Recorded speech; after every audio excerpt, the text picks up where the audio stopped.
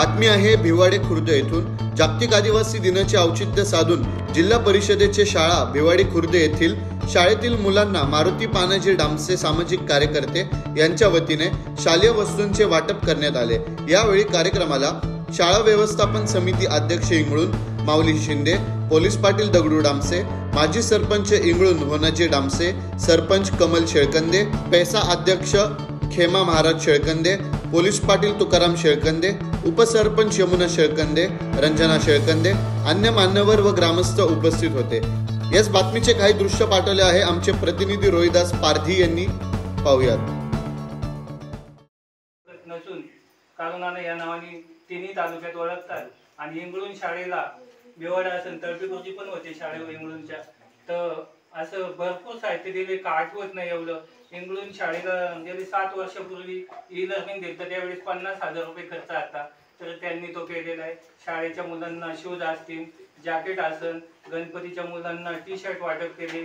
त्याच्यानंतर आता नवरात्रामध्ये मागच्या वर्षी 500 साड्या कारुणाने वाटप केलेले आहेत। इंगळून शाळेला अंगणवाडी शाळेला टीव्ही दिलाय, विरगवाडी शाळेला ई लर्निंगचं प्रोजेक्ट दिले, आंबे आठवीची शाळा असेल तिथं पण दप्तर वह्या पुस्तकं सगळे वाटलेले, सुकाळवेळेचे असेल, सोनवळेचे असेल, अशा भरपूर शाळांनी दिलेली अशी कारुणा।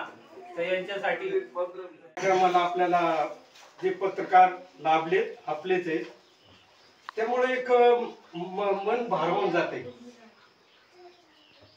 श्री मारुती काळू मारुती पुनाजी डामसे उर्फ काळू नाना यांनी हा कार्यक्रम आज ठेवलेला आहे आणि त्यांचं जे कार्य आहे हे आजचं नाही। आज त्यांचं कार्य जुन्नर तालुका, आंबेगाव तालुका, खेड, तर जवळजवळ भीमा शंकरपट्ट्यापर्यंत लाखाने अशी देणगी स्वरूपात आणि इतर काही संस्था आहेत सामाजिक त्यांच्याकडून घेऊन आणि एक आपली सामाजिक बांधिलकी म्हणून ते आजपर्यंत जपत आलेले। आज ही मुलं पाहिलं म्हणून बोलण्यासारखं वाटत नाही, कारण मी यांच्या वयामध्ये जातो, ज्यावेळी आमची परिस्थिती पाहिली शाळेची, एक शर्ट असायचं ते फाटलं तुटका असायचं, धुवायला पण कपडे नसायचे, इतर पोरं हे करायचे, अरे हे व्यवस्थित राहिलं घाणेर नाही। पण आज जे जर त्यांची चेहरे पाहिले ते एवढे हसून खोलून मिळतात। आज आपण तसं पाहिलं तर हे साहित्य म्हणले मामुलीशी गोष्ट वाटते, पण आज या कोवड्या मुलांच्या मनावर जर ती बिंबली का मला जे दिले हे कशासाठी दिले, आज नोकऱ्या गेल्या ते कशासाठी दिले, तो त्या नीतीनं आणि नेटाने अभ्यास करी। ज्याला नाही जमलं तो व्यवसायामध्ये उतरेल, काहीतरी करेल आणि त्याची मन आजकाल बोलायचं वाटलं तर परिस्थिती समाजाची बेकार झाली।